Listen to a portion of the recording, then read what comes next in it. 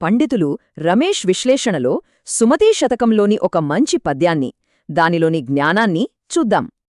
ఈ 4 పంక్తుల్లోనే ఒక పెద్ద నైతిక సవాలు దాగుంది. అదేంటో చూద్దాం. సరే, ముందుగా మొదటి భాగం చూద్దాం. ఇది మనందరికీ తెలిసిన ఒక సాధారణ విషయం. పద్యం ఉపకారం అనే మాటతో మొదలవుతుంది. ఉపకారమంటే ఏంటి? ఒక సహాయం, ఒక మేలు. ఇక్కడ మేలు చేసిన వాళ్లకి తిరిగి మేలు చేయడం పెద్ద గొప్పేమీ కాదంటున్నారు. అది మామూలే. అవును, ఇది మనుషుల మధ్య ఉండే ఒక మామూలు పద్ధతి అంతే. కాని ఇక్కడి నుంచే పద్యం ఒక కష్టమైన, ఉన్నతమైన విషయాన్ని మన ముందు పెడుతోంది. అదే అపకారం. అంటే ఉపకారానికి పూర్తి వ్యతిరేకం. ఒక కీడు, ఒక హాని అనమాట. చూసారా తేడా?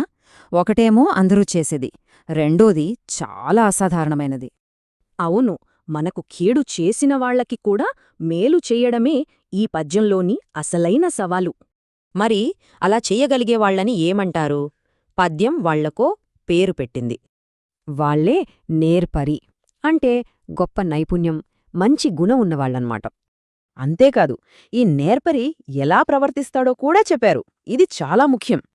ఎలా అంటే నెపమెన్నక, అంటే వాళ్ళు చేసిన తప్పులను ఎత్తి చూపకుండా, నిందించకుండా ఉండటం. సో ఒక నేర్పరి ఏం చేస్తాడు? కీడుని ఎదుర్కొంటాడు, తప్పులెంచడు, బదులుగా మేలు చేస్తాడు. మొత్తంగా ఈ పద్యం చెప్పే ముఖ్యమైన విషయాలు ఇవే. చాలా సింపుల్గా ఉన్నాయి కదా? చూడండి, ఈ చిన్న పద్యంలో ఎంత గొప్ప నైతిక విలువ దాగుందో. ఇది ఎప్పటికీ నిలిచిపోతుంది. అయితే అసలు ప్రశ్నేంటంటే, కీడు చేసిన వాళ్లకి మేలు చెయ్యడం ఈ రోజుల్లో సాధ్యమేనా?